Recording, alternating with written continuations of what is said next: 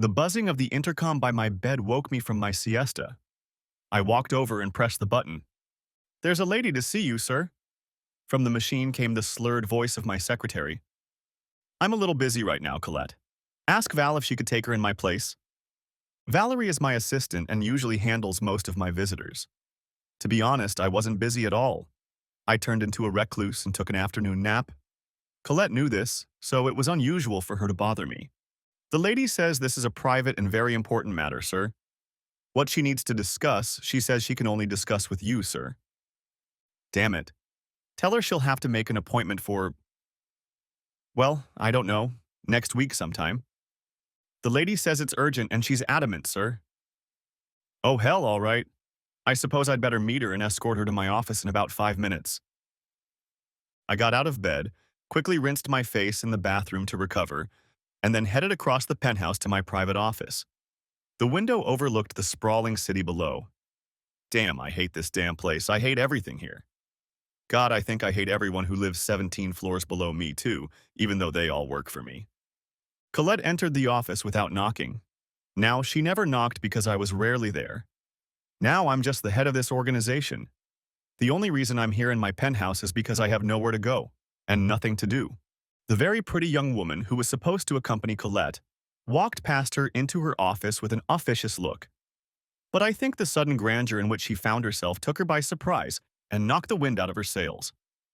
One could see that she was unaccustomed and uncomfortable with the surroundings in which she suddenly found herself. "Mr. John Crawford?" she asked before Colette could formally introduce herself. "That's me.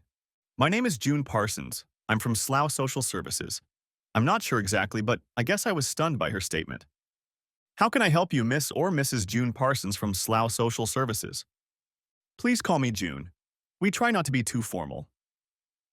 Her face now read confusion. Obviously, I was not what she had expected, and neither was the setting she found herself in. This woman was used to dealing with people on the other end of the financial spectrum, and it seemed that here, with me, she was completely out of place. "Very well, June. You can call me John. What can I do for you?" "Oh, I beg your pardon." "Very well, Colette. You may leave Miss Parsons with me. Thank you." Colette, with a curious expression on her face and a wink of her eyes, turned and left the office, closing the door behind her. Well, my visitor was quite beautiful, and gold diggers in the past had used some pretty interesting ways to get me.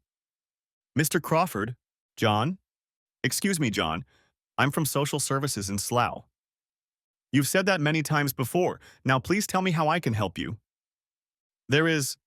Where would you like me to start?" she said, looking around the room. Apparently, the splendor of the place was not at all what she had expected. "Look, I have a case. The case involves 2 children and a mother who tried to commit suicide. It would be best if you read this note. It was found next to the mother." She handed me an envelope with the note, only it was more of a letter than a note. I leaned back in my big swivel chair and opened it. "My dear John." The first line read, and damn it, I knew right away who the letter was from. My memory jumped back 11 years when my once happy life was suddenly cut short. As I remember now, I had a hell of a morning. A water main had burst on Chiswick High Road, and the whole damn neighborhood was engulfed in flames as people tried to detour around the blocked road. I was nearly an hour and a half late trying to get to my office unnoticed. For the second time in a week, the drive to work turned into a bloody nightmare.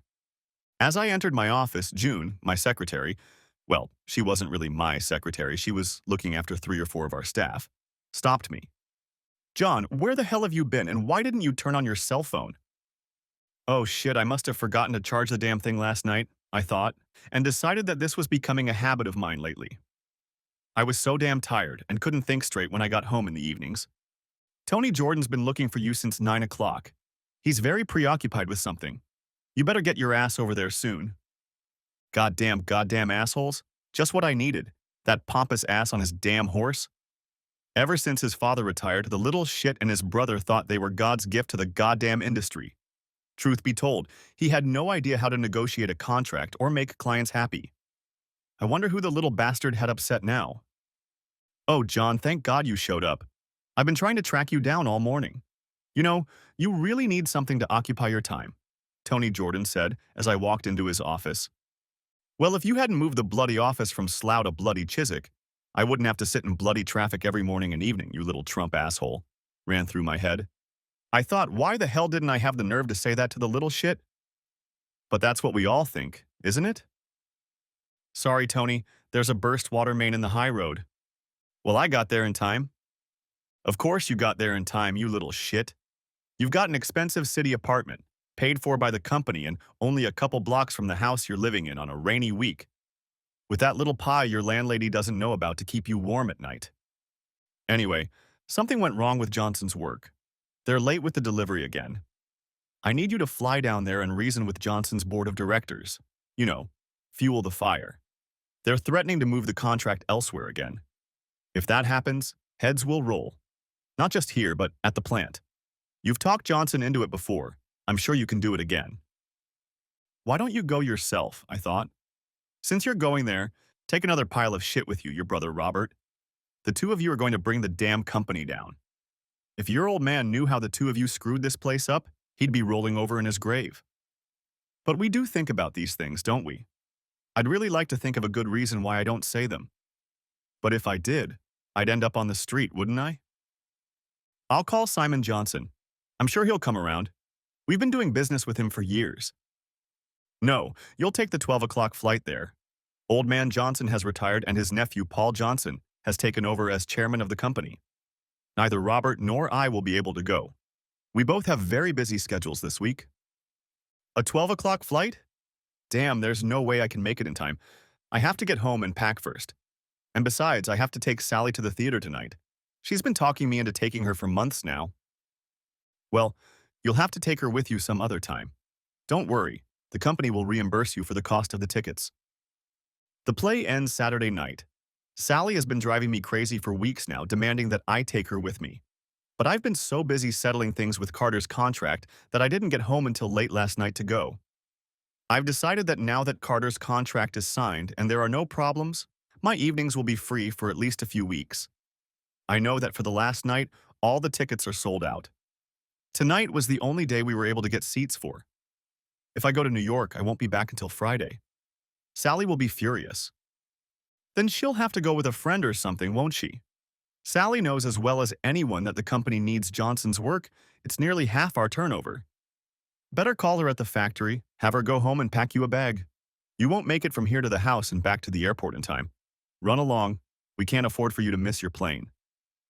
Cheeky little shit, I thought as I walked out of his office. I started working for Henry Jordan right out of college. When I came to work for him, it was a very small concern. Jordan and Sons Machine Tools. A few years ago, Henry Jordan took over the top spot. Maggie Thatcher said that industry had to stand on its own 2 feet, and the banks started demanding overdrafts from companies. Deprived of working capital, British engineering firms began to close down en masse. Henry Jordan was one of those vultures who bought up all the unneeded equipment and machines. He rebuilt them in his own small factory and sold them at a ridiculous profit to companies all over the developing world. Henry Jordan was a typical conservative to the core. My guess is that a not inconsiderable portion of the profits somehow disappeared into offshore accounts. A good Tory shouldn't pay too much tax, should he? When there were fewer bankruptcies, Henry Jordan changed the way the company operated. He became an agent for companies who wanted to sell machine tools to Europe. It's very simple. Machine tools would be brought into the country in pieces, then assembled and shipped anywhere in the EEC. The company was doing well until 2 brothers were old enough to join the firm. Unfortunately, both of Henry's sons, who were at university, tried to run the business on a just-in-time basis. This was fine on the production line, but didn't leave time to deal with the problems that often arose in our business. Parts coming in from all over the world could be delayed for 1,001 reasons. Fortunately, most of our customers were aware of these problems. But if the brothers had left a few days' grace when they specified delivery dates, we wouldn't have had half the problems we had. It always seemed obvious to me. Tell a customer they can get the product in 3 weeks, and then tell them you can deliver it 5 days earlier. They'll be happy. Tell them you can have it in 2 weeks and deliver it a week later. Shit flies. And never promise something you can't deliver. I couldn't understand why Tony was insisting I fly to New York. The brothers had the last contract with Johnson's, and they were the ones who were supposed to clean up the mess. Yeah, but I knew how it would look to the board of directors if things went wrong. I was the person who had to take matters into my own hands. Back in my office, I called Sally's office at the factory in Slough. Yes, Sally worked for Jordan, and Son too. That was exactly what Tony had alluded to. It wasn't just me who was dizzy, but Sally as well. Sally and I met when she signed up for the typing pool years ago. A typing pool, so you know what time I'm talking about. We seemed to get along pretty well from the beginning, but it wasn't until we went to the company Christmas party that year that we got to know each other better. You know how it is. Everyone kisses under the mistletoe, and when I kissed Sally, I don't know what exactly happened, but eventually someone asked us if we were going to move over since they wanted to take their turn. Sally and I didn't discuss it or anything else. From that kiss on, we became each other's friends. I think we both ran around like crazy buying each other Christmas presents, and I joined her and her family for Christmas dinner. I think it caused some confusion because they must have expected to see some other guy, but no one said anything. On New Year's Eve, we went out together, and on New Year's Day, we woke up together in my bed. It was our first time together. Unfortunately, I have to admit that I don't remember much about it. I do remember the night of January 1st. Sally never came home, and 4 months later we were married. The next 10 years were the happiest of my life when I was home. My life at work was great until Henry's twin boys graduated from high school and came to work at the firm. Before they joined the company, I was Henry's number two, his assistant in all things above and below ground. The arrival of the boys meant a change. Henry wasn't a bad old jerk. At first, he didn't put his boys above me in the company hierarchy, but they both seemed to take offense to that. They were nice enough to me, but I knew they didn't like me having a higher position in their company. Henry Jordan took the company to the stock market and made a bloody fortune out of it. It was the only time he ever really upset me. I thought he would point at least a few shares in my direction, but he didn't. Another thing that didn't happen was that I wasn't made a director. Both brothers got on the board and I didn't. Then Henry had a bloody heart attack. At the hospital, he asked me to look after the boys. At least there's some hope, Henry, I thought. If you give me some stock and put me on the board of directors, I can have some influence over them. Of course, I never told him that. It was clear to me that he was leaving. Henry retired immediately and passed away 3 months later. As soon as the lid of his coffin was closed, the boys began to make some changes. None of them seemed successful, but there was nothing I could do about it. They rented new offices in Chiswick, and most of the secretaries and salesmen moved there. Tony took over as head of the department, and Robert took full charge of the factory. In doing so, he inherited Sally as his secretary. She was assistant to the factory manager for a while, but the manager didn't stay long because Robert was always doing his own thing. I can't say I was thrilled that Sally was working for Robert Jordan. I couldn't figure out what the big deal was, but I never liked the way one of the brothers looked at her. Come on, maybe it was jealousy, or maybe I just didn't like either brother.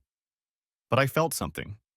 Sally was 5 years older than both boys, but she was a beautiful woman, even if I thought so myself. It turned out that Sally got along very well with Robert, even too well, for my taste. No, I didn't think anything untoward was going on, but since I really didn't like the boys, I sometimes made remarks to them. Sally would stick up for them, and there it was, a recipe for trouble.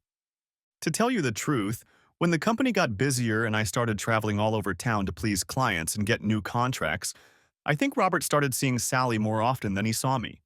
So she saw his side of any problem long before it came crashing down on me. Okay, back to the Johnson contract and my urgent flight to the US. I called Sally to give her the good news.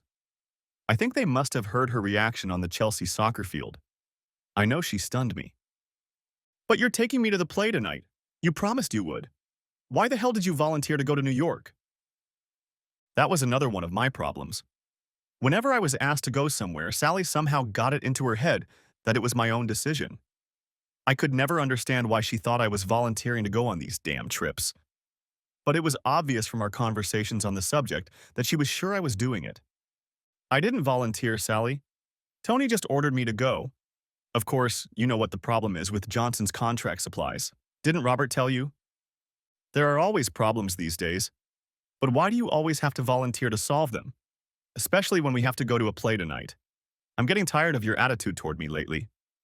What about my play? You know what I mean? I had just told her I was being sent to New York and she still insisted that I had volunteered to go. I'm afraid it made me angry that she didn't really listen to what I was saying. Honestly, Sally, I don't give a damn about the bloody play. Our jobs are at stake, yours and mine. And if I can't appease the goddamn Johnson board of directors, the company's going to be up a goddamn creek without a paddle or an order. And don't blame me for the fact that your people in the plant can't produce on time. Therein lies the problem of separating the two parts of the company. It has turned into a they are us culture. Unfortunately, I was with us, and Sally was with them. An even bigger recipe for disaster. Now please go home, pack a bloody bag for me, and then meet me at the check-in desk at Heathrow at 11. Please. There was silence on the other end of the phone for a few moments, and then Sally said in a very calm voice, "You'll get your bloody bag and probably something else you didn't bargain for. I'm not your goddamn whore, you know." The line cut off.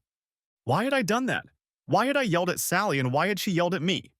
Hell, I knew I should have apologized to her when she picked me up at the airport. But that hadn't happened. I waited at check-in at 11 o'clock, but Sally was nowhere to be seen. It was already 10 o'clock in the evening and she was still gone. The girl was about to close the counter when Sally appeared. She strolled through the departure lounge like I had all the time in the world. "Damn it, Sally, what took you so long?" she asked obviously, with a gruff note in her voice, as I was really worried I was going to miss my flight. But then I realized that it wasn't Sally's or my fault that we had a fight.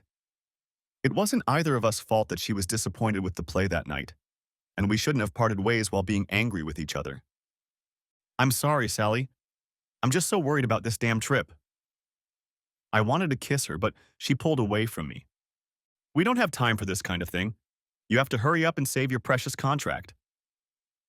Then I heard the girl at the front desk say, "You must turn in your bag now, Mr. Parsons, or it won't get on your flight." I turned to the girl and went through the check-in formalities. When I turned back to Sally again, she was gone. "How soon will the flight be announced?" I asked the girl. "Probably in half an hour or so, but I'd advise you not to leave the departure area." I ran in the direction from which Sally had appeared, but Sally seemed to be leaving much faster than she came. At the end of the hallway was the entrance to the covered bridge that led to the short-term parking lot. I was halfway across the bridge when out of the corner of my eye I noticed a bright yellow Lamborghini pulling out of the parking lot onto the lower level. Through the windshield on the passenger side, I could make out Sally's coat. I knew the little asshole behind the wheel even though I couldn't see him. Robert Jordan didn't let anyone drive his damn status symbol but himself. God, I was so pissed. Robert Jordan was so busy he couldn't go to New York, but he had time to entertain my wife. God, I was mad as hell when I got back to the terminal building. Oddly enough, I walked into a bar and ordered a drink. After sitting there for about 20 minutes, my flight was announced and I moved to the departure lounge. I spent most of the flight scrutinizing the contracts, looking for the loopholes Henry always put in to give us a little leeway on delivery dates and the like. But the guys were already working on the latest contracts, and most of those subtle loopholes had been closed. On arrival at JFK Airport, I was met by Paul Johnson himself with his assistant Petra, whom he had apparently inherited from his uncle, and a small entourage of pros. I had met this guy a few times in the past, albeit a bit misnamed, but next to me Paul always seemed very young, like the Jordan brothers. In fact, I was only 5 or so years before them. In those days, Simon Johnson usually talked more than anyone else, and Paul was one of those who nodded enthusiastically in agreement with everything Simon said, and of course laughed at his jokes. I was alarmed by Paul's overly enthusiastic greeting. What made me even more wary was that he had a whole bunch of his subordinates with him, carrying my bags and laptop to the waiting limo. "We'll put you up in the company suite in WA," Paul said. "NJ had hoped to see you on this trip, but the timing is unfortunate. He's still on a round-the-world trip. He asked me to tell you that he would find you when the ship docks at Southampton." I remember thinking that was a very strange wish from Simon Johnson. Yes, I always got on with the old man. Henry Jordan and I had met him many times over the years in his company, but I never considered our friendship to be anything other than a purely business relationship. Now that he's retired, why on earth would he want to see me? For years, Henry Jordan always stayed at the Waldorf Astoria Hotel. But when I myself came to New York, I usually stayed in places less extravagant. But Paul had told me that this room was a company room, so I figured it just happened to be vacant. I couldn't imagine the Jordan brothers splurging on a room for me. After dropping me off in WA, Paul said he would send Petra to pick me up for dinner, around 7 o'clock. Then he and his little entourage departed. Jesus, this trip was getting more confusing by the bloody minute. In theory, I should have taken or at least asked Paul Johnson to have dinner with me. By then it was about 4 o'clock in the afternoon local time. I wondered if Sally had gone to the play alone or not. After all, she had the tickets. I dialed our home number. As I expected, there was no answer. Figuring it was about 9 o'clock at night in London, I sent a text message to her cell phone asking if she liked the play and who she went with. When Petra came to pick me up, she caught me talking on the phone again. I didn't get a reply to my message to Sally and thought she must be home by now. But the home phone went unanswered again. This time, I left a message on the answering machine, saying I was going to dinner and would call her the next day. As I was about to leave the room, Petra snatched the briefcase from my hands and returned it to the chair from which I had taken it. "We're having a purely social evening tonight, John. Paul would like you to meet his family. He said it's too bad you didn't bring your wife." "Petra, what's all this about?" I asked as soon as we got into the car. I could see that Petra was contemplating how to answer my question, and it took a few moments before she answered. "Paul just thinks that since you two have been hanging out so much, you should both get to know each other better. And he wants you to get to know everyone on the Johnson Board of Directors as well." None of this made any sense to me until I realized that I might be about to be poached from Jordan and Son to Johnson and Associates. I could think of no other explanation for the strange behavior of everyone present. The dinner was excellent, with a large number of Johnson and Associates board members and their spouses in attendance. Afterward, we went to a nightclub where some of the party members were dancing. I didn't venture out onto the dance floor as I was feeling the time zone shift. I had slept 5 or so hours longer than everyone else. As the evening went on, however, I became more and more convinced that my idea of an executive search must be the right one. All of the board members made an effort to talk to me to make me feel at home. Petra stuck to me like glue, acting like she was my assistant. You know what I mean. Whenever someone approached me, she would whisper who he or she was and tell me everything I needed to know about him or her. When I got back to my room, it was about 2 in the morning New York time and about 7 in the morning at home. There were no messages on my cell phone, and judging by the phone, Sally hadn't left me any messages either. I wondered if I should call her, but decided it was a little early to do so since she had left late the night before. At 11 a.m., I was awakened from my dead slumber by a noisy breakfast, followed by the ubiquitous Petra. She again acted as my assistant. "At 12 o'clock, you have a meeting with the full board. It won't take long, and afterward, Paul would like you to join him for a round of golf." "Oh, you do play, don't you?" "Of course I do. I remember you and Henry playing SJ. Anyway, you'll fly to SJ Manor from the helipad on the roof of the building right after the meeting. Oh, and Paul wanted to know how much of a hurry you're in to get back to London." "Well, that depends on what Paul and the board have to say about our late deliveries." "Oh, I think they'll be pleased no matter what you say. After all, you are—" "Well, anyway, they know and trust you. Now you'd better hurry up or you'll be late for the meeting."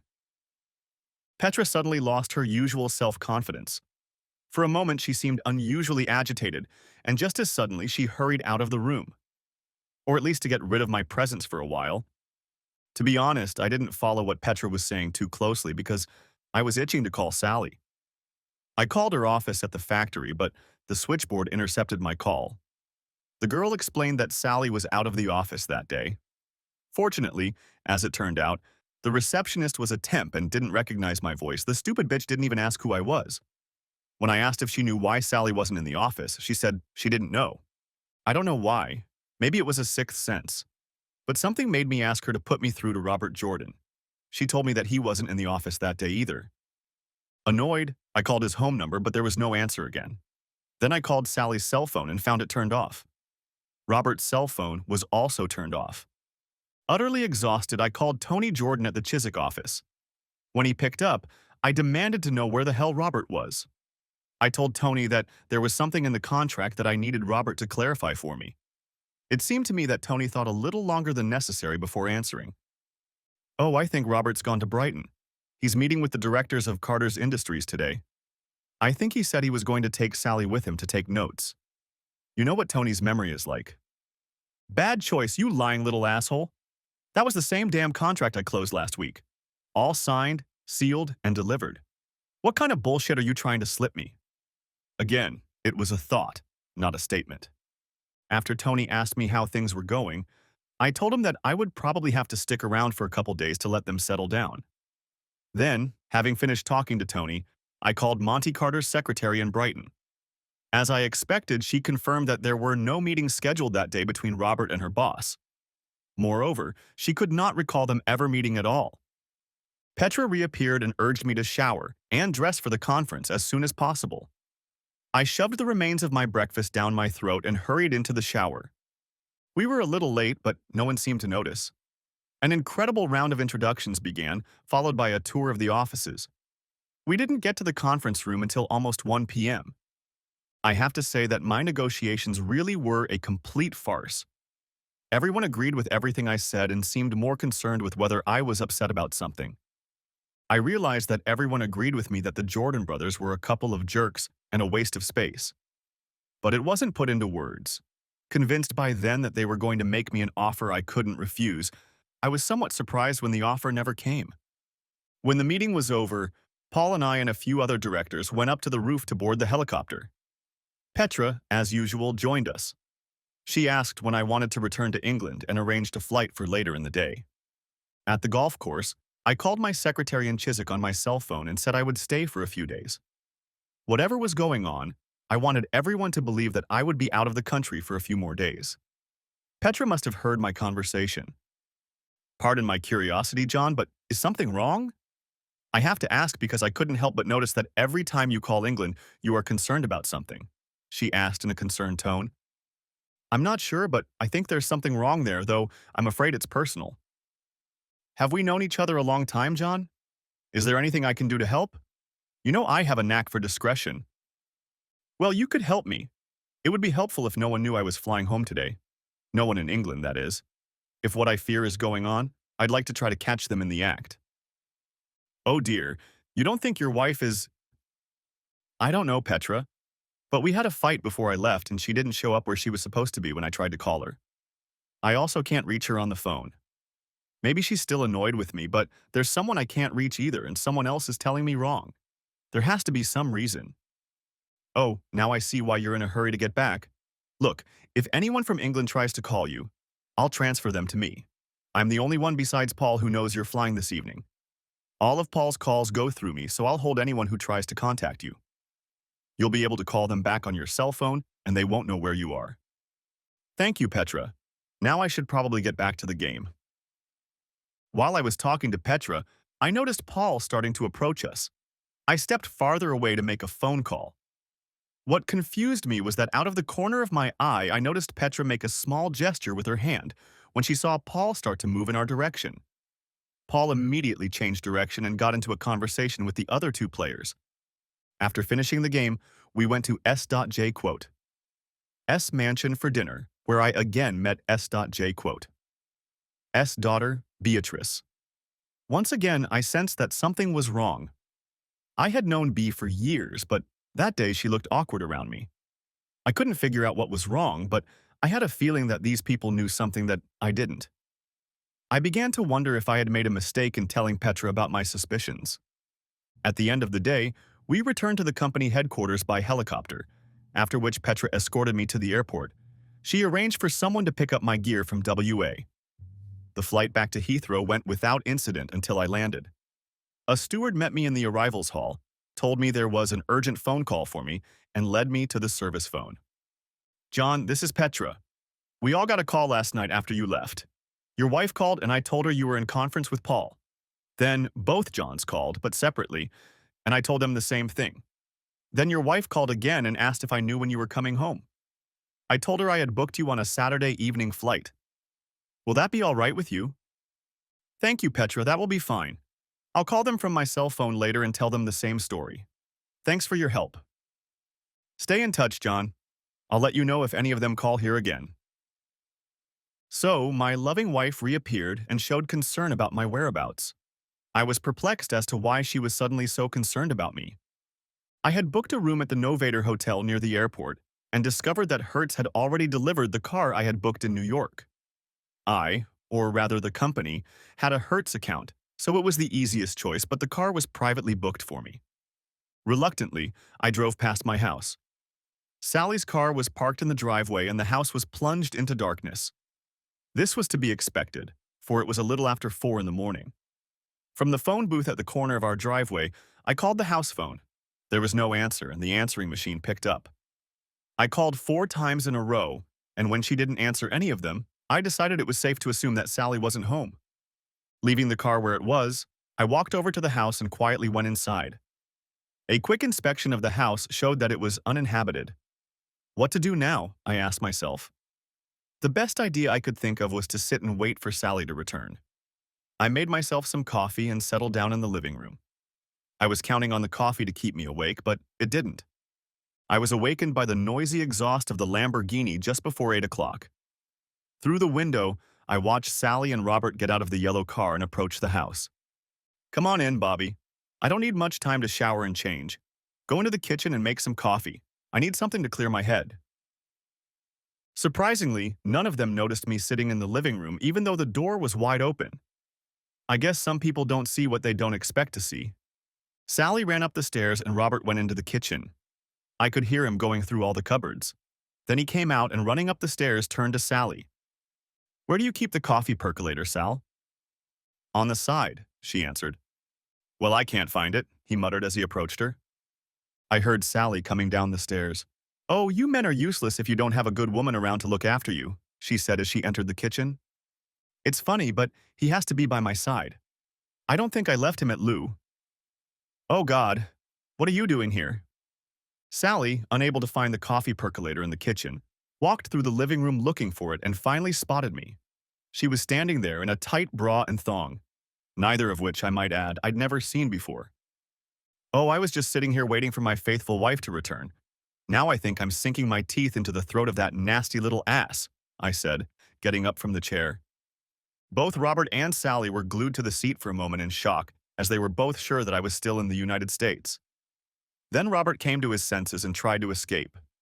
Unfortunately for him, our front door had a rather unusual and complicated night latch. The damn lever on it turned the wrong way. The more he pulled and tugged on it, the more panic gripped him. I pinned him against the door and literally beat the shit out of him. I don't think the little jerk even knew how to defend himself. Sally was yelling at me that all is not what it seems and trying to pull me away from Robert. I don't think I knocked him half as much as I would have liked. I think some would have taken the opportunity to beat the shit out of him, but I couldn't bring myself to do it. Turning the latch in the right direction, I opened the door and pushed him outside. Then, without hesitation, I grabbed Sally and pushed her outside as well. Slamming the door shut, I went back into the living room, but this time headed for the wine cabinet. Sally knocked on the door and a little while later rang the doorbell. Sally called through the mailbox, once again stating that all was not as it seemed and begging me to let her back in. I was determined that I wasn't going to get into an altercation with her and ignored her. By then, some of the neighbors were already interested in our little cabaret. I could see them watching from their front doors and gardens. Sally must have thought I was back in the living room because she changed her aim and started banging on one of the living room windows, still yelling for me to let her in. Unfortunately for her, she apparently hit the window too hard. Just as the police arrived, the window glass shattered and Sally cut her hand badly on the shards. It seemed like only a few moments passed before the paramedics and ambulance arrived. Apparently the police had called them, and I hadn't. Then a policeman knocked on the door. I saw him talking to Sally and Robert. Good morning, sir. Would you like to tell me your side of this little debauch? He asked. I caught my wife with her ass. Do I need to say anything else?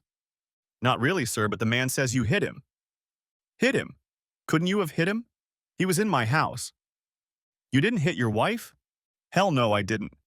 I just helped her out the door so she could be with her boyfriend. I thought I was being quite magnanimous. The second officer, who was still talking to Sally and Robert, walked over and shook his head in the first officer's direction. He doesn't want to take her anywhere, and the lady says there was no violence towards her. He then turned to me. Your wife has a nasty wound on her arm, sir. The medic says she needs some stitches, so she'll be taken to the trauma center. But she'll need some clothes. Will you take her there? No way in hell I'm taking her. That's her blood problem, not mine. Let her asshole friend buy her new clothes. He's got plenty of money. My attention was caught by the rumble of the Lamborghini pulling away following the ambulance. Oh, looks like she decided to go without. Now, if you'll excuse me, officers, I need to call the window unit and my lawyer. The cops left, muttering something about hoping they wouldn't be called later in the day. I called the window men, and a few minutes later a man came in to replace the broken glass. He tried to make small talk, but soon realized I wasn't in the mood for conversation. The attorney transferred me to a colleague of his who handled divorces at their firm. She told me that she would initiate action, but couldn't do anything until we determined who would intervene on Sally's behalf. It all depended on how Sally wanted to proceed. I noticed that the police had driven by several times that morning while I was putting Sally's clothes in the garbage cans in the garage. There must have been some collusion between the police and Sally. They must have informed Sally that I had put her stuff in the garage. Because around 4 in the afternoon, another police car pulled up to the house, this time with only one officer in it. He didn't bother to get out. A little later, a Ford Transit van, driven by one of the guys from the plant, came down the driveway and pulled into my driveway. Using the remote control, I opened the garage shutters. It was clear to me why they had come. Sally, whose arm was now in a sling, came out of the passenger door with one of the girls from the office. While the guy and girl were loading Sally's stuff into the van, I heard Sally trying to open the service door between the garage and the kitchen. Finding it locked, she walked over and rang the front doorbell. John, I need to talk to you. You've got it all wrong. Nothing happened between me and Robert. John, can you hear me? I know you're in there. Talk to me, John, please. Let's talk about this, please. You're making a terrible mistake, Sally called through the mailbox. I opened the door, but before she could say anything, I shoved my purse in her hands and slammed it shut again. I had already pulled out my credit cards and house keys. I watched as Sally walked over and spoke to the policeman who had gotten out of his car. He kept shrugging his shoulders and shaking his head. After a while, with a resigned expression on his face, he pointed to a spot on the ground where I assume he told Sally and her friends to wait. Then he walked over and knocked on the door. Your wife wants to speak to you, sir, and you know you can't keep her out of the matrimonial home, he said when I opened. You can tell her we have nothing to discuss. The house is already up for sale because she has decided it is no longer our marital home. If it was, she would have been in it last night when I got home, instead of having fun with her boyfriend elsewhere, wouldn't she? Tell her to have her lawyer contact mine, will you? She knows who mine is. The officer returned to the house where he had a brief but very animated conversation with Sally and her friends. Sally then apparently fell into the arms of her two friends who helped her back into the van. They then drove off. The policeman stood shaking his head as he watched the garage door slowly close. Shrugging to one of the neighbors watching this pantomime, he got into his car and drove away. An hour or so later, Petra called me. I told her the events of the day and she apologized. She asked what I intended to do, and I told her that I was divorcing Sally and, of course, I would no longer be able to work at Jordan's. Petra said that I should keep in touch with her and made me promise to do so. She also mentioned that Simon Johnson was going to call me and told me that I should stay in touch so that he could find me. Paul had told me this once before. I wondered what was so important about this visit from Simon Johnson. By the time I got back to the Novator, it was past midnight.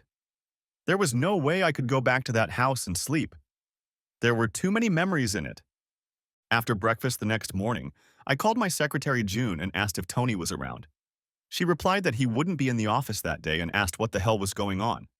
Well, I told her straight up. June was very upset by the news. I could have sworn she cried when I told her about it. She informed me that Tony had told her that I would probably resign when I showed up at the office again. She was under the impression that he hadn't left the office that day so that he wouldn't be there when I showed up. Tony's absence struck me as odd. I would have thought that after I punched his brother in the face, he would be more than happy to fire me. After all, Robert is one of the company's directors and there was no love lost between us. None of it made any sense. None of it made any sense. First, my trip to New York. Tony insisted I go, but when I arrived, all of Johnson's people seemed surprised by my appearance. Yes, there were a few late deliveries, but it wasn't like they were climbing the wall over them. And then Robert went off on Sally. Yes, she's a good-looking woman, but Robert was a bit of a boy when it came to women, and he always felt like he had some little bird in his hands. Sally was at least 5 years older than him, and almost 10 years older than his usual tarts. I don't know. I guess they could have fallen in love. After all, they'd spent most of their working lives together. But somehow I doubted Robert would have gone for it. I went into the office to get my personal belongings. I took the opportunity to wipe the hard drive on both company computers and the laptop I carried with me, but not before copying the contents of the hard drives to zip drives. I took my resignation letter, which June had prepared for me, to HR. While I stood and waited, he directed that my final paycheck and bonuses be immediately deposited into my bank account. The accounting department was somewhat reluctant at first, but only until they realized exactly who was retiring. I think almost all of the employees either helped me carry my stuff to my rental car or came out to wave goodbye to me. I left the company car in the garage, locking it securely inside the house. I wanted to make sure I got everything I was owed before I let them return the car. That was the end of it. I stayed at the Novator for a week or so until I found an apartment I liked. The house sold very quickly. It was in a good neighborhood, and I priced it to sell quickly. Working? Well, I decided to take a vacation for a few months and think about my next steps. To be honest, I was still waiting for Johnson's to make me an offer, and I didn't want to commit too quickly elsewhere. Sally? I'd seen her a couple times. Both times we had heated arguments. Correction, both times I called her a little whore, and she responded in kind. Civil conversations between us seemed impossible. I was surprised she didn't move in with Robert right away. She didn't move in with him until months after I kicked her out of the house. Whose apartment she was living in during that time, I don't know. But the guy I hired to watch her said she moved in with Robert right after our first big fight with the lawyers. They almost had to call the cops. She probably realized at that meeting that there was no way we were getting back together. The second verbal battle was when we were signing the divorce papers. Sally, looking very strange, was sitting at the table before I entered the room. She was wearing a large winter coat and was sitting rather oddly. The lawyer and I sat across from each other while the details of the agreement were read to us, then Sally signed the papers. They were placed in front of me, and as I was about to sign, Sally asked, "John, are you really sure you want to do this? There are some things you really need." "Did you hear some corrupt lying whore say something, Sandra?" I asked my lawyer. Sally jumped on me, calling me all kinds of names, so I quickly signed the forms and left the room without adding another word. Like I said, I didn't need or want to get into an altercation with her.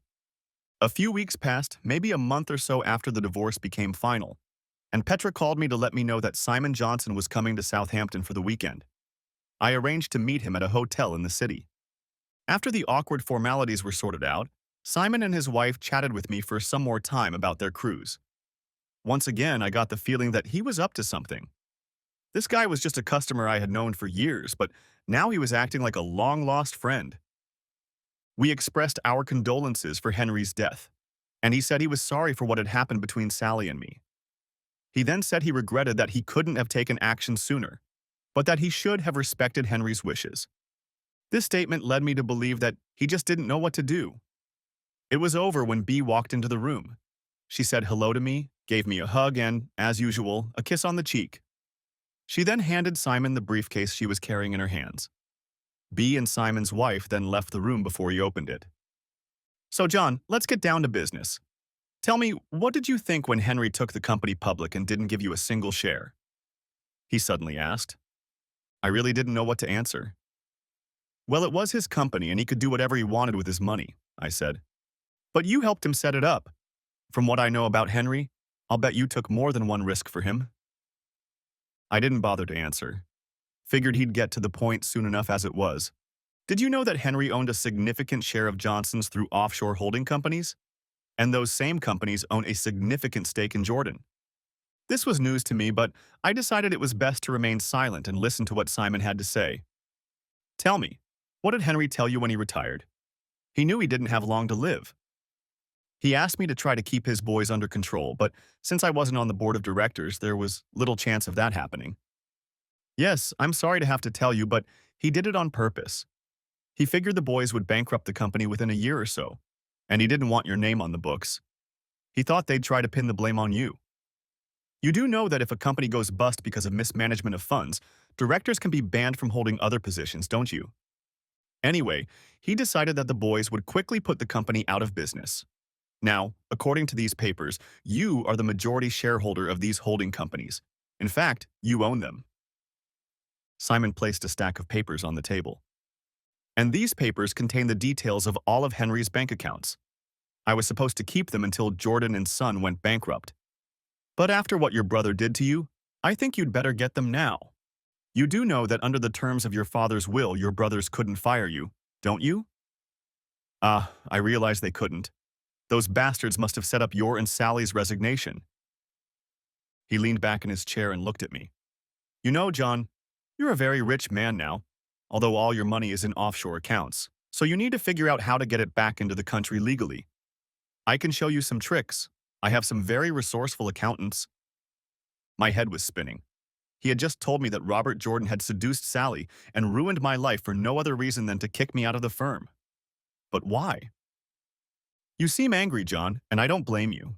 Look, Henry was never sure if the boys were really his. Martha had a habit of having affairs while Henry wasn't working. He'd taken a DNA test a few years ago and for a while believed he was their father, even though they weren't really his sons. But he came to the conclusion that they knew he wasn't their real father, and he found out that they had said some very unpleasant things about him behind his back. Henry always said you were more than a son to him, so he figured all his money would go to you. He thought the boys would ruin the firm. I think he wanted them to go bankrupt and be left penniless, as I suppose you did. But what about Jordan's employees? They'll all lose their jobs. Not if some big American company takes over. Now, do you understand Henry's little game, John? Within the next week or so, the Johnsons will terminate their contracts with the Jordans. And the next day, one or two offshore shareholders will dump a bunch of Jordan shares on the London stock market. That should kill the share price. The right bank directors will be hinted at, and they'll give the company a loan. Then a consortium will step in and buy what's left of the company from the banks. I'll let you guess who will lead that consortium and become the major shareholder, but no one will know. You will, of course, renegotiate your contracts with Johnson's. Perhaps in time you will invite me to join your board of directors. Then, as a result of the merger between Johnson's and Jordan's, you will also join Johnson's board of directors. What do you think of all this, John? I don't understand. Why didn't Henry leave the company to me from the beginning? And you would have fought their probate suits for the next 20 years. For the last few years, you've been with Henry almost every day of his working life. You know Henry was always a bit eccentric. He was sure the family would claim you were an undue influence on him. They were sure he had money stashed away somewhere overseas. They've spent a lot of money over the last few years looking for it. That's why Henry put it all in my care. Anyone who checks where your money came from will find that it came from me. And since I'm no longer associated with Johnson and Associates, they won't be able to accuse us of insider trading. And of course, I've been on the damn ship for the last 6 months. Next chapter. That's it. I am now chairman of the board of Simon Johnson Associates, leaving Paul to run the U.S. branch and keep an eye on what's going on in Europe. Both Jordan brothers went bankrupt and are banned from being directors of any company for 10 years. They have tried several times to restart their operations, but I have been keeping a close eye on them. Surprisingly, in my opinion, Robert married Sally. I'm not sure, but I think he thought Sally would get her hands on some of the money he suspected would go to me. But since they officially came into my possession after Sally and I divorced, he didn't stand a chance. So as soon as they were married, I petitioned the court to stop paying alimony. They never received anything from me after that. The marriage didn't last more than a year. I'll be honest, I felt sorry for the twins Sally had with him. They must have gathered at the office for fun after I kicked her out, because the guy I watched Sally from said they rarely met in the evenings. I doubted the bastard even paid her child support after he dumped her. You know, that sort of thing doesn't get out of my head, and I wondered how many years Robert had entertained Sally at his desk. But she must have gotten pregnant pretty soon after we broke up. I'd seen her pushing a baby carriage on the high road in Slough, just a year after I'd kicked her out. The last I heard of Robert was that he was living somewhere in southern Spain and his case was being handled by the drug squad. Southern Spain, Morocco, not far for a speedboat. I guess that's how Robert's brain worked. Anyway, that's why I put the police on the trail. As for Tony, apparently he drives buses around London. Not the nicest place to drive a bus. His wife divorced him after she got information about his roommate. Who supplied her with that information is impossible to speculate. And of course, Tony has his mother Martha living with him. Do I feel any guilt about Martha losing her income from Jordan and Son? Actually, the question should be, did Martha feel any guilt for running after Henry? What you sow is what you reap.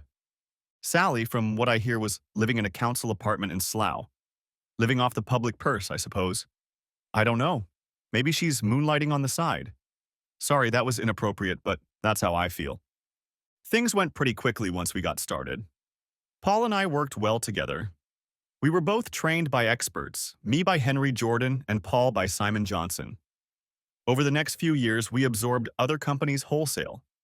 After the two companies merged, we became a large multinational corporation. Paul and I now stepped back a bit and left most of the worrying to the minions. Simon Johnson and his wife have settled in England. He has a beautiful estate next to mine. His daughter Bea and I are sort of spending time together. No, we're not getting married and we don't plan to. We've both been down that road before. Bea is on the board of directors along with Paul, myself, and of course Petra. We all get along very well. Don't we, Petra? What did you expect? Paul's wife died in a traffic accident a few years ago. After much persuasion, he married Petra. Paul claims she only married him because she was tired of waiting for me to propose. You may ask why I live in this penthouse alone. Well, there's something missing in my life, and there has been since, when I'm kind of living day to day. If an opportunity comes along to make a fortune in the market, I'll take it. But there has to be more to life than making money. Next chapter. So the social worker hands me a letter from Sally. I read it quickly and then hit the intercom button on my desk. Colette, check to see if Beatrice is in the building and ask her to get here as soon as possible. Yes, sir, I think she's in her office. I've seen her before, but I didn't see her come out. A few minutes later, Bea was standing at my door. When she entered the room, I silently held out the letter to her. Upon reading it, Bea took several deep breaths, which told me that its contents had infuriated her. Vindictive, vindictive little bitch. Have you had any thoughts at all? Not the slightest. And what are you going to do? Come on, Bea, I have no choice in the matter. Turning my attention to June Parsons, I asked, what hospital is Sally lying in? Slough Hospital. And what's the prognosis, do you know? When I was there last night, they didn't know. She's on a whole cocktail of medication. Pretty much everything she had in the house. She's been pumped up, but they have no idea how long she's been in there. The doctor told me it will be quite a while before they can say anything. And the children? I handed them over to their foster mom last night. She'll be watching them today. I thought I'd ask what you wanted to do. Oh, I need to pick up that note. If she doesn't make it, the coroner will want to see it. No problem. Make a copy for me, Bea, and give the original to Miss Parsons. Colette, put me through to the general manager of Slough Hospital as soon as possible. Intercom again. Soon the phone rang. Hello? Yes, okay, so you know who I am. I have a question for you. How much did your hospital overspend this year? So here's the deal. You have a patient named Sally. Excuse me, June. What's Sally's name? The same as yours, Crawford, June Parson replied. This was unexpected. That's right. You have a patient named Sally Crawford. A case of overdose. If she survives, your hospital will receive a check from me for £1 million. If she dies, you get nothing. Do you understand? Good? I don't want any corners or expenses. Goodbye. Of course they're already doing the best they can, Bea commented. I don't trust those damn bureaucrats running our hospitals these days. Too often, I hear about them trying to cut corners. Sometimes I just wonder. Anyway, £1 million won't hurt them, and I'm sure everything possible will be done for Sally. Right. Now let's go and get my children. I suppose that's what you came here for, June. Mrs. Crawford states in her letter that they are your children. I see nothing wrong with turning them over to you, at least for the time being. But you realize that until the judge says otherwise, they are my responsibility. You needn't worry. They will be in good hands, and you can count on me to keep you informed of what happens to them. With your permission, we'll take them to my house near Swindon. There will be plenty to keep them occupied until we know how things are going with Sally. In an hour or so, we can get on the freeway to visit her in the hospital. I'm glad you think so, Mr. Crawford. Come on, we started this conversation with John and June. I'm sure the kids will be more relaxed if we continue. The three of us headed toward the basement parking lot. Miss Parsons joined B and me in the back seat of my limo for the trip to Slough. First, we stopped by the hospital to check on Sally's condition. The doctors were not very keen to take on the case at, as they put it, such an early stage. Then, June Parsons drove us to the foster home where the children were. B and I stayed in the car while she went inside to talk to the children alone first. 10 minutes later, she called me over to her and B followed me inside. Kay and Heather, this is your Uncle John. He's going to look after you until your mom is better, June told them. We decided to give up on Uncle John until we knew how Sally would behave and how the girls would take me. Hi girls, this is my friend Beatrice. You can call her Aunt B. The two 10-year-old girls looked at me and B with some suspicion. Until your mom gets better, you will be staying with Uncle John at his house in the village. I think you'll like it there. He has horses for you to ride, and the house has its own swimming pool, B added. And where is our mother? Can we see her? Kay asked. Is she going to die? Heather added. Well, the doctors are doing everything they can to make sure that doesn't happen, I replied. The girls still looked incredulous. We've only seen her recently, but if you want, we can stop by the hospital and you can see how hard they're working to get her well again. They might not let the kids in with her, June remarked. They will let the children in with their mother, I assure you. Remember those pound signs? I replied. We dropped June off at the station where she had left her car when she came into town to see me. Then, we headed for the hospital. As I expected, the rules were broken, and the girls were allowed into the ICU. The girls didn't cry as I expected. In fact, they turned out to be a couple of tough little cookies. Oh, and B noted a distinct family resemblance to herself. At this point, I decided to forget about the planned DNA tests. The trip to Wiltshire went pretty smoothly. Feeling right at home in the limo, the girls played with just about everything. The idea of watching TV while driving on the freeway was new to them. As soon as we turned off the highway, Heather turned to me and asked, "You're our daddy, aren't you?" I saw no point in denying it. Yes, I consider myself one, but I have to say that I didn't know that fact until today. If I had known, you would have learned a great deal from me. We do know. Mom told us last week that she didn't tell you about us. We didn't know what she was going to do, but she said she was very rude to you and didn't tell you that you were our father. She said that you thought her other husband was our father, Heather continued. She was crying, Kay added. That's the truth. Maybe someday your mom will explain why she acted the way she did. Do you think she'll feel better then? Kay asked. Well, I sure hope so. She doesn't want to get better. She wants to go to heaven, said Heather. I can't believe it, having two wonderful children like you, replied B. Mom is tired. She works so hard and there's never enough money. Well, it will be now, and she certainly won't work anymore.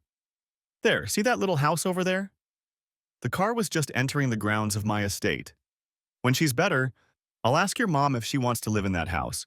You two can ride horses here and swim in the pool at the big house. The girls' eyes widened as they looked at the mansion where the car had stopped in front of them. The house staff was coming down the steps toward them. I knew that hasty preparations had been made for the girls' arrival. One of the guest rooms with twin beds had been prepared for them. I think B and I had been forgotten about while the staff fussed over the girls and took them away. Now that's a twist in the book, B said. I wonder why she didn't tell you they were yours. Oh, Sally must have resorted to trickery to hide the fact that she was pregnant from me. You know, now I think about it, I think she should have shown it at that last meeting when we were signing the divorce papers. As I recall, she was sitting hunched over at the table, and she was wearing a long coat.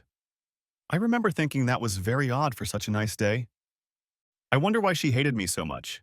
After all, she was the one who cheated on me. How else did she expect me to react when I found out she was sleeping with that jerk? You'll have to ask her. That's assuming she survives. The kids seemed to be settling in pretty well. Having a domestic staff to take care of them seemed to make them very happy.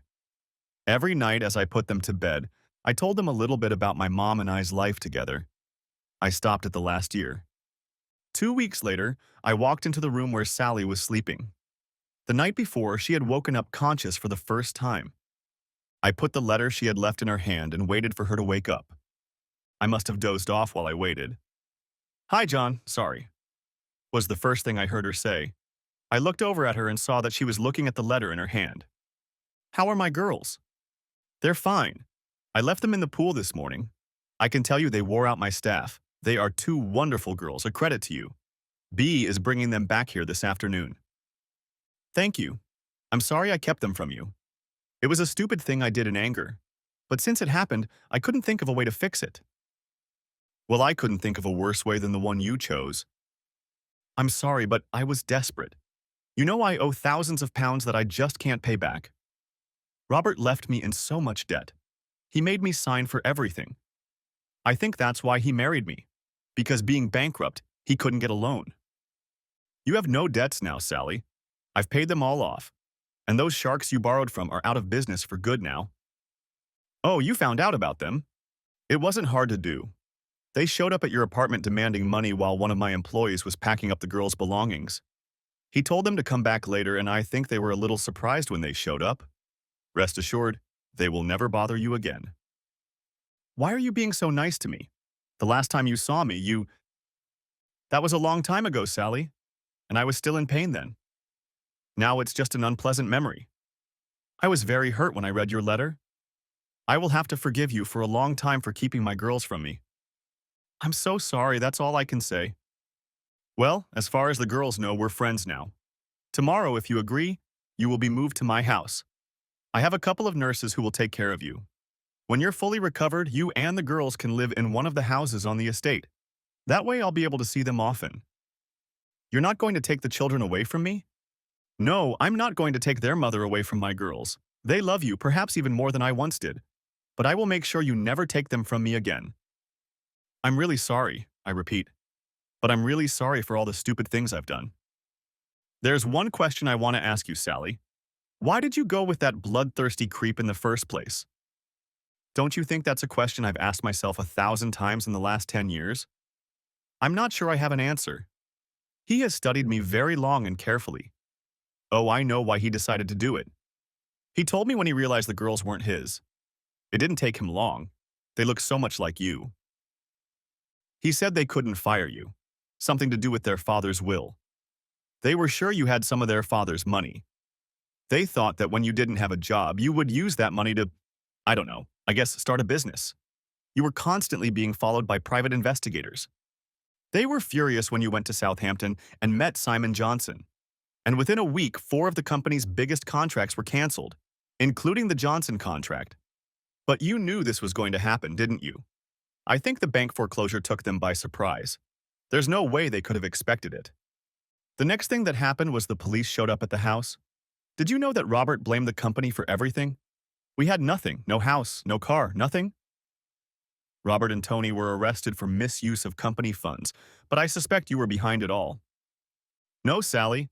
The forces of the law acted in their own way without my help. But Robert and Tony were paid ridiculous salaries. What were they doing with all their money? I don't know exactly. They both liked to gamble on the stock market, and Robert threw money around like water in clubs. He didn't mind gambling either. I think they'd already spent all the money when they came up with the idea of taking you out of the firm. They planned for you to discover where all the money they were sure Henry had stashed away lay. You never explained why you agreed with that asshole. Well, I was mad at you. You know Robert was very clever. He tricked me. Every time you left, he made little remarks. He would let me eavesdrop on conversations that led me to believe you had girlfriends everywhere. It's hard to explain. But I overheard him discussing with Tony your spending on nightclubs and such. Oh, I'm sure they were legitimate expenses. But they were little digressions he was saying to Tony on the phone. I wasn't supposed to hear them, but of course he made sure I heard them. You know, guy talk. He was saying something like, "You've got a new girlfriend in New York or Rome, and you spent a lot of money to entertain her." They convinced me that when it comes to traveling, you want to meet your girlfriends, he said. But if you thought I was running after you, why didn't you challenge me? Because I couldn't bring myself to believe it. If I had challenged you and you said it was true, what would I have done then? I wasn't as strong as you. I don't think I would have been able to walk away and divorce you. I would have lived in misery. But time went on, and I began to waver in that conviction. And then this play came along. You knew I wanted you to take me to it. Robert was sitting there when you called and said you were leaving for New York. He heard us talking, and I was crying, and he comforted me. Then he drove me home so I could get your bag and then to the airport. We didn't go back to work. Robert said I was too upset. We went down to the river in Sunnydale and sat there talking all afternoon. Then he took me out to dinner and to an evening play. I must have had too much to drink. I know that's no excuse, but I went to bed with him that night. I'm sure I wouldn't have done it if I hadn't had so much to drink. But it's easy to talk about it now, isn't it? I was feeling pretty bad, and Robert helped me feel on top of things that day. After all, my so-called loving husband had just flown out to meet his girlfriend. That's what I thought. I still thought so until Robert left me. He told me about the way they'd set things up. If you hadn't come home that day, they had pictures of Robert and I together. They were going to send them to you anonymously. I knew sleeping with Robert was wrong, and if it's any consolation, he wasn't very good in bed. Too selfish. I don't want to know that, Sally. I'm sorry, but he was useless at pretty much everything except hitting me. Toward the end, he started to get good at it. When you came back and caught Robert and me together, I was angry. I don't know exactly why, but I felt like you set me up. That damn girl told me you weren't coming home until Sunday. That damned little tart. Petra. Yes, Petra, I was sure she was your thing. No. You think I don't realize that now? But I thought you set me up to catch me and divorce me. That really pissed me off. I guess I was mad at myself. I was going to tell you about the twins the day we signed the divorce papers. That was my plan. I would sign the papers and then, before you signed them, I would tell you about the babies. That way I wouldn't use them to make you change your mind and take me back. You'd have a choice whether to sign them or not. But you were still mad at me. You know, I think that's when I should have realized you weren't cheating on me. If you were, you wouldn't have gotten so mad at me for doing the same thing.